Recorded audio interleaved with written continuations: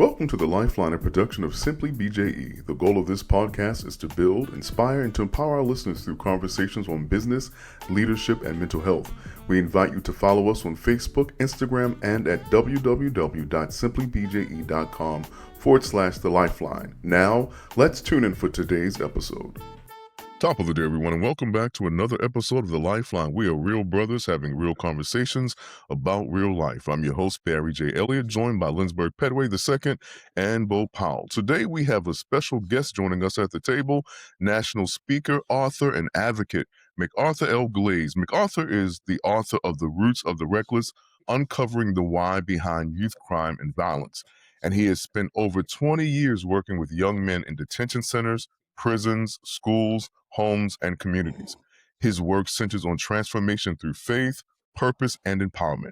But here's what I want our listeners to understand before we get into it. This conversation is not just about young men in crisis. Every man listening has a root system. Some of those roots are producing life. Some of those roots are still living from soil we never chose and never examined. McArthur, welcome to the Lifeline today. How are you, my brother? My brother. I'm doing amazing, man. I'm doing amazing. I'm glad to be here, excited to be here, and I look forward to a great conversation. Excellent, Glad to man. have you. We're definitely glad to have you. So, after 20 years of working with men and boys in crisis, what is the one root you see most consistently underneath the behavior that nobody is really talking about? Man, that's a great question, and it's a controversial answer, but I think it's a real answer for me. A lot of people think it's the absence of fathers, but it's really mother wounds. Wow. Most of the young men that I work with, even from childhood to adults, those mother wounds, man, run very deep. I know we don't like to say this because it seems like we're blaming our women, and we're not blaming our women. What it is our women was thrown into a role they was never designed or never created for. Yeah. And they've had to step in and play mother and father, and they was never built to be the father. A woman can't show a man, a young boy, how to become a man. Exactly. And so because of her own trauma, the woman bleeds on the child, and that blood stays on the child all the way up into his adulthood. But most men don't like to admit it until you get them, or until they begin to have breakdowns later on in life, and when they're trying to figure out what's wrong with them. And when you sit them down, whether with a therapist or you sit them down as a minister and you get them to do the work, then they'll begin to admit the bleeding that the mother did on them. Absolutely. So would you say that the bleeding that a mother does on their son is because of their own frustration? Yeah, it's from their own pain. Yeah. It's from their own rejection. It's from their own unhealed trauma. They've never done the work themselves, and they end up bleeding on the child. And most of them don't even realize that they're bleeding on their sons. Wow. They don't even realize it. Like, I give one quick example. There's a young man that I was mentoring here in Dallas. He got in some trouble in school, and the school called me because the mother had put me down as a contact. I get up to the school. I see the mother sitting on one side. I see the child sitting on the other side. And I call him outside, begin to talk to him, get an update what's going on. So now the police comes. So all of us are outside, and then the mom began to just belittle him with her mouth. Wow. You know, look at you. You didn't even brush your teeth this morning, and so on, so forth and so on. And once the police officer left, the kid went back into school. I pulled her to the side, and I said, "Mama," I said, "You're creating a killer. You know that, right?" Wow. And she was like, "What do you mean?" I said, "You can't destroy and belittle and emasculate a boy with your words." I said, "You're his mother. And the way he sees you is precious, and your words mean everything to him." And as I was saying these things, she began to break down and admit to me that she was molested as a child and she's never dealt with it. And I run into a lot of that. Wow. That's serious. So, wow. And I think that's one of the conversations that we've had amongst the three of us about mother wounds, and the damage that the part our mothers played in the damage that was caused as we were growing up. But let's turn for a moment. What role does the community, in terms of brotherhood, mentorship and accountability play in a man's ability to do the root work? Man, I think the role is critical because I think every child needs at least one loving adult that will believe in him and take a true invested interest in him.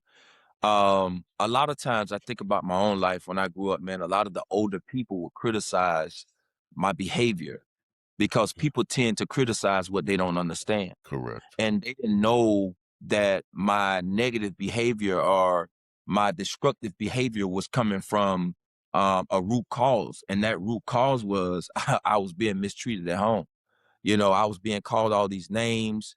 I was being called dumb, stupid, ignorant, all of these things that I was being called at home. When people saw me outside of the home, they just saw a destructive kid.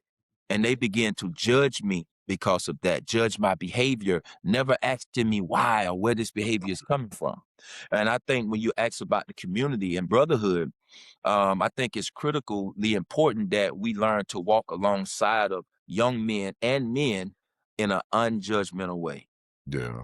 Would you say that the root of what you're talking about in terms of the destructive behavior, not just in your past, but in men, is because of the emasculation that's taking place? Yeah, that's definitely a portion of it. Okay. The emasculation from a mother, the labels that people place. You know, think about it. In an African American community, we're usually identified by some type of deformity in our life.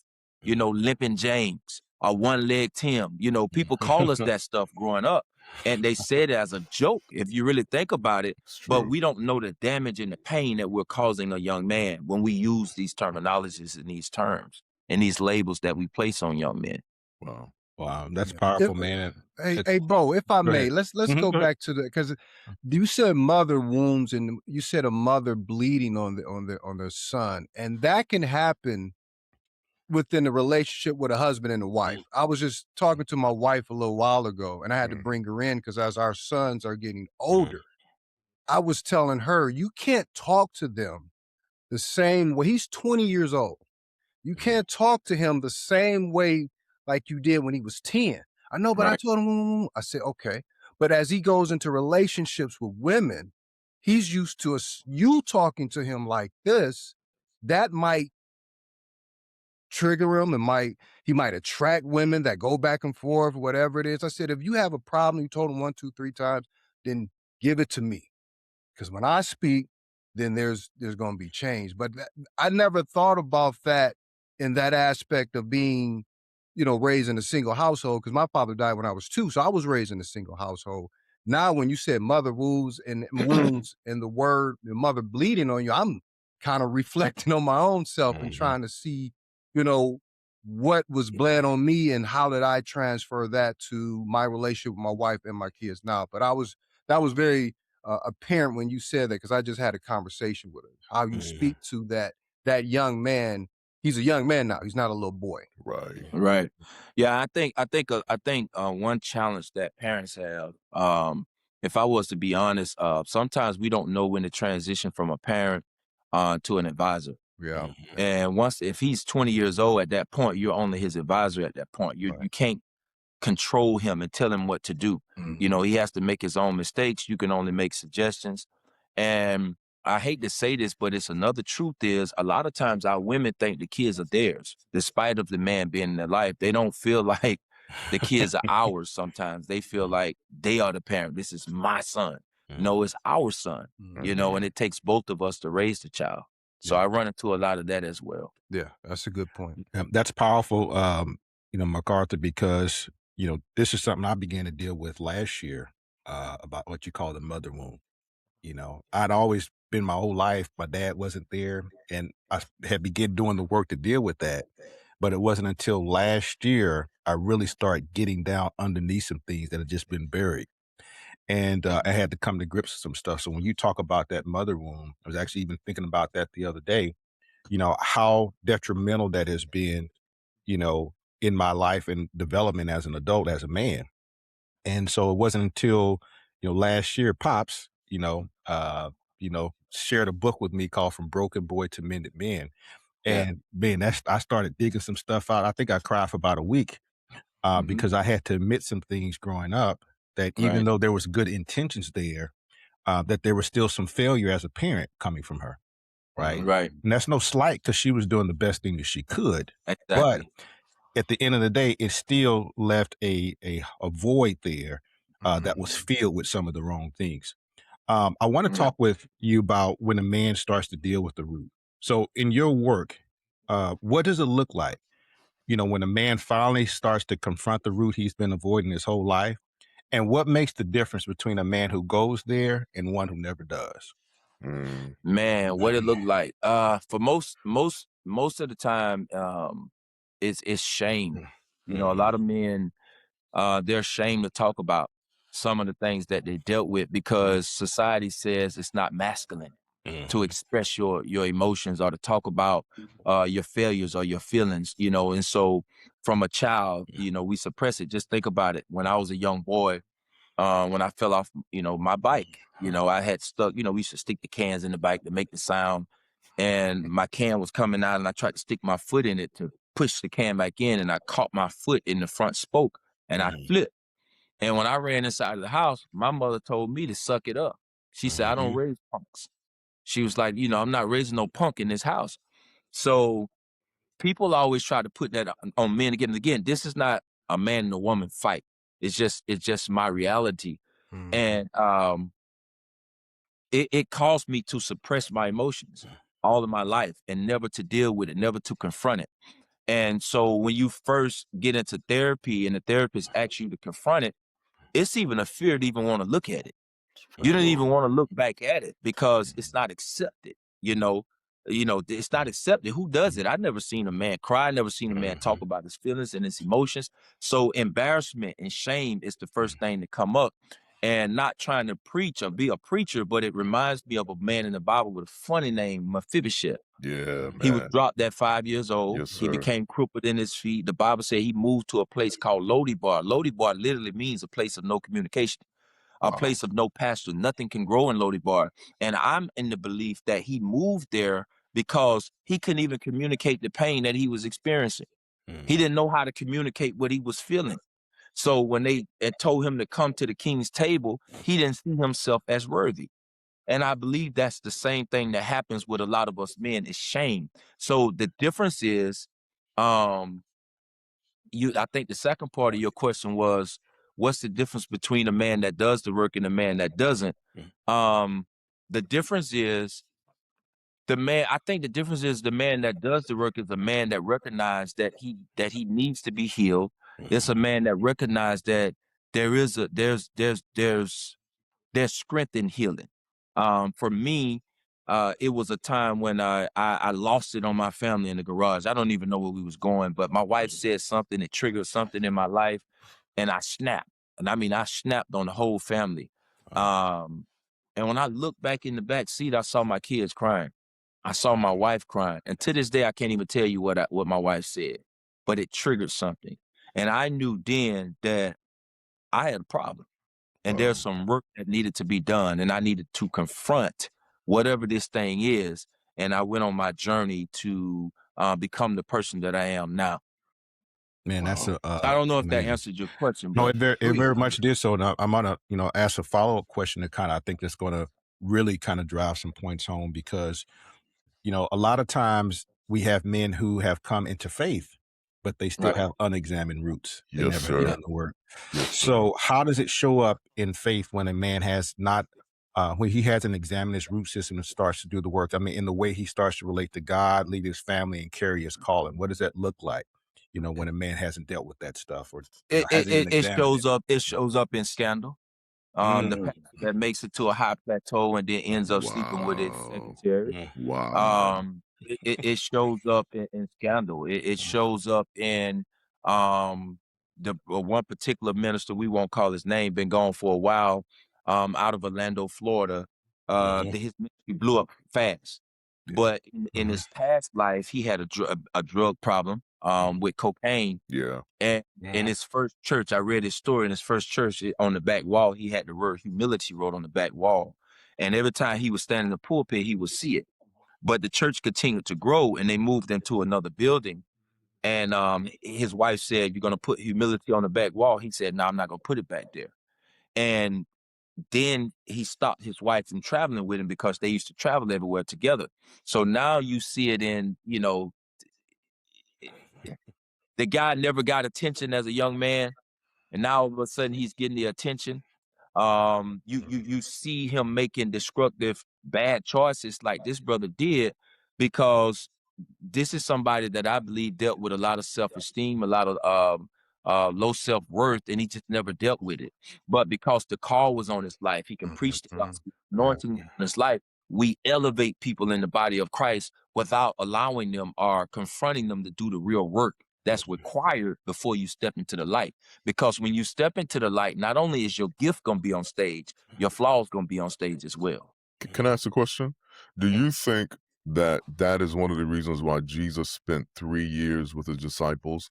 That discipleship was not only preparing them for apostleship, but it was preparing them to live whole lives?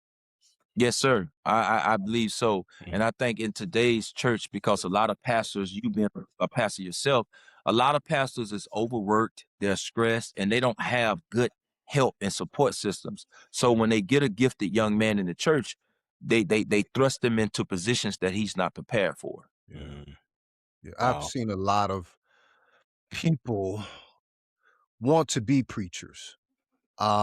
Rather than having the calling on their life, they look at it as an opportunity for advancement, for money, for travel, for all of those particular things that you said would happen to that particular pastor.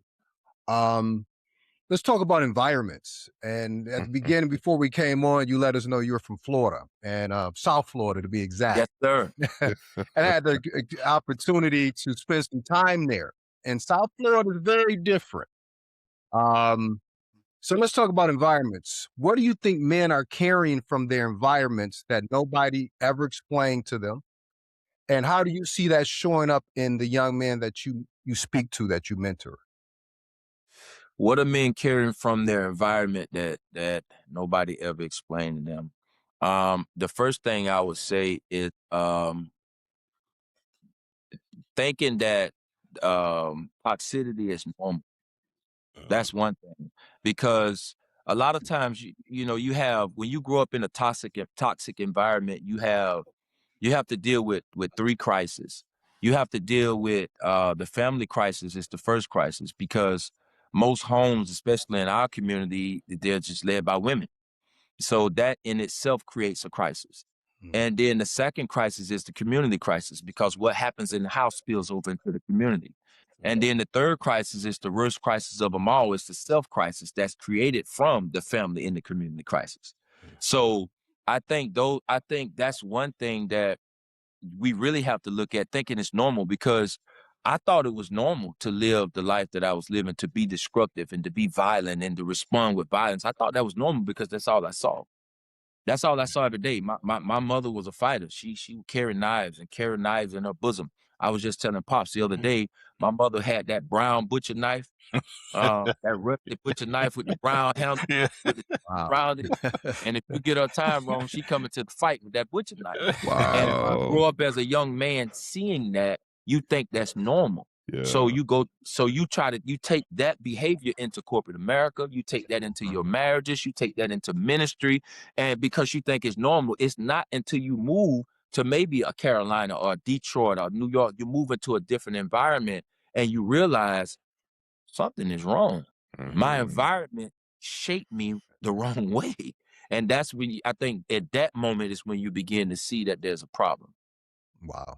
So at what point does the unspoken weight turn into behavior? Anger, silence, poor decisions? Just like I said, when you continue this lifestyle, when you continue in and you don't look to change nowhere. I think it's even when you go into these environments that I just named and you still refuse to change. Okay. I think at that point, it's accepted behavior, because you're refusing to change. You know this is not the environment, your behavior is not conducive to this type of environment, and you're willing to make the change that you need to make, or do the inner work that you need to do to be a different person. Okay. So let me ask you this. The absence of identity. So how does the absence of his identity change his relationships and ultimately how he leads himself? Say that one more time. The absence of his identity. If a Okay. young man doesn't know who he is based Okay. upon what he's going through or his environment, how would that show up in his relationships and ultimately how he leads himself? Well, it show up in the bad choices that he make. Because we all know that it takes a father to show a young boy really to get his identity from his father. Um, I hate to keep going Bible, but it is what it is. No, sir. You think about You're in a good place. You're in a Jesus. safe place, sir. Yeah, you think about Jesus when he was being baptized by John the Baptist. The Bible say when he was baptized, a voice spoke from heaven. And God, they said, "This is my beloved son in whom I'm well pleased." Jesus was validated by his father in that moment in front of the world. Most sons, we don't get that validation unless we're great athletes. Our fathers only validate us when we're good on the football field or we can shoot a basketball. Wow. We don't get that validation when we're academically good. Wow. Sometimes, you see what I'm saying? Mhm. Or if I'm a child that like to do something just completely different. Maybe I might be into technology. Yeah. It's not a bragging right for my father. But if I can shoot that ball to get it in the hoop, if I can get down that field and catch some touchdowns, I'm validated. So when you don't get that validation from a father, you make destructive choices. You have 5 or 6 women on the side. You cheat on your taxes. You do all of these things because you don't realize that you have a destiny, you have a purpose. You don't know who you are. You just living life. And that shows up in your relationships that you just mentioned. Man, you was stepping on my toes there for a minute. I And ain't I'm saying saying it that for so I'm just because trying to answer the question. hey, no, it's all good. Because, growing up, my self-worth was in football, right? I went to my coaches, didn't have a father, so my validation came from football. So Right. when I have 3 sons, I'm thinking they all gonna play ball. But my namesake don't want to play ball. He doesn't want to touch a ball. Right. He's into technology, builds his computers. He's at college now in an honors business program.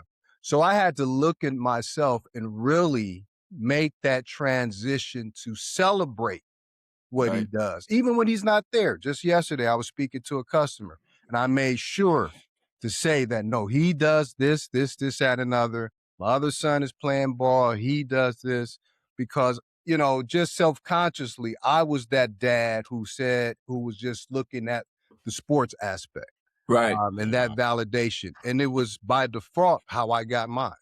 Yeah. Right. I think as parents, man, we get the privilege to raise our children, but we don't get the we don't get to tell them, what they were created for. We don't truly know what their destinies are. Only God knows that.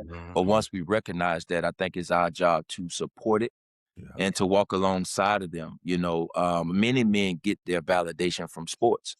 My son is doing it right now. I mentioned earlier he should be in the NFL, but now that he's 1 year removed from sports, it's still hard for him to figure out who he is. He don't know what his identity is outside of football. He's been playing since he was 5. So his whole life centers around football. So I'm talking about football, but you could take this into any arena.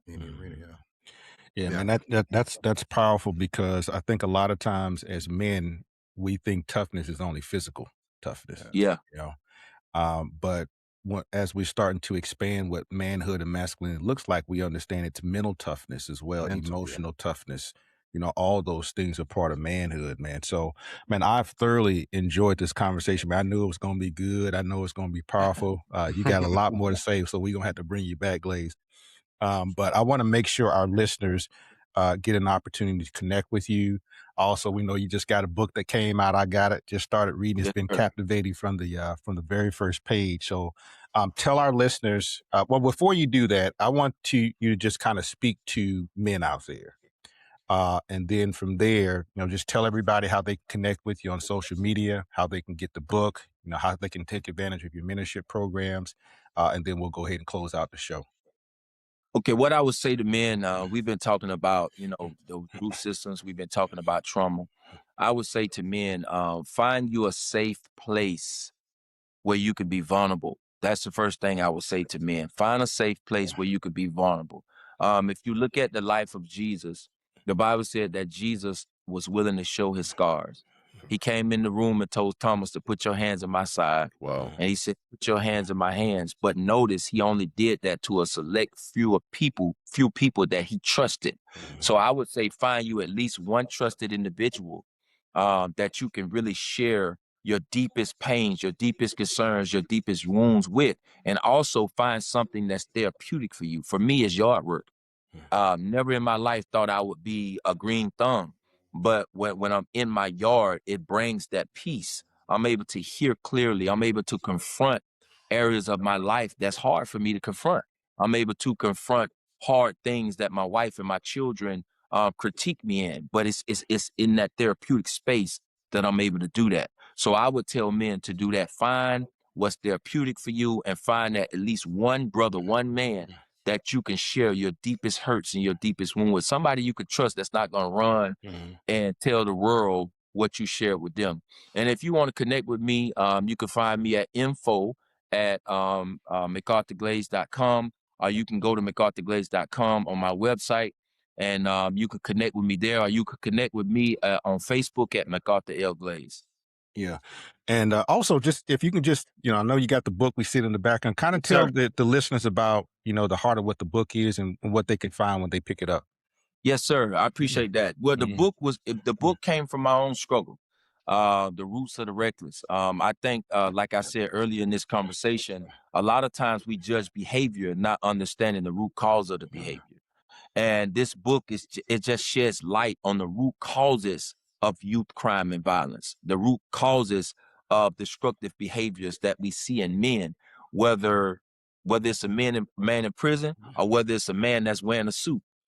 All of us have roots that we need to deal with. The difference between the man in the prison and the man in the suit just learned how to hide it behind the coat and the jacket. He's learned how to hide it behind the career, behind the nice car, behind the Bentley, behind the accomplishments. So that's the difference. So that's what this book talks about. It goes into those deep root causes of what's affecting our men today. Excellent. Man, that's powerful. And I believe every man and even a lot of women out there who are raising young boys needs to get this book. It's a powerful book so far. So I'm just, it's as soon as you pick it up and you open that first page, it really brings you in because there's a lot of truth and wisdom in there. So as we close out the show, I want to speak also to the men out there who's been listening and recognizing themselves in everything that we've talked about today. You are not the sum of what was planted in you without your consent. You're not the anger your father never processed. You're not the silence your household required. You are not the scarcity your community inherited. Those things are in your root system, but they are not your identity. Now, the most dangerous man is not the one who knows his roots and carries them honestly. It's the man who doesn't know them at all and mistakes his wounds for his character. What McArthur has spent 20 years showing us is this: recklessness has a reason, disconnection has a source, and the damage a man does, whether it lands him in a cell or silently destroys everything he loves, grows from everything planted in him before he knew what was happening. So what do you do with that? You go back, not to live there, not to excuse what was done with you or what was done about you, but to understand so you can stop farming from the soil that was never meant to produce life. Jeremiah 17 says this: the man whose trust is in the Lord is like a tree planted by water that sends out its roots by the stream and does not fear when heat comes. You was not designed to fear the heat. You were designed to be planted deep enough that the heat doesn't move you. So this concludes another episode of The Lifeline with your host, Barry J. Elliott, Lindsberg Petway, yours truly, Bo Powell, and our special guest, McArthur L. Glaze. Make sure you guys go connect with him.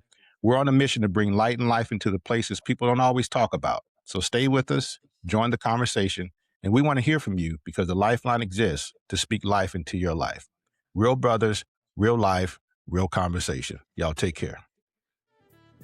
Thank you for listening to today's episode with host, business expert, and life coach Bo Powell, social media influencer and entrepreneur Lindsberg Petway, and leadership coach and mental health advocate Barry J. Elliott. Join us next week for another impactful conversation on The Lifeline. God bless.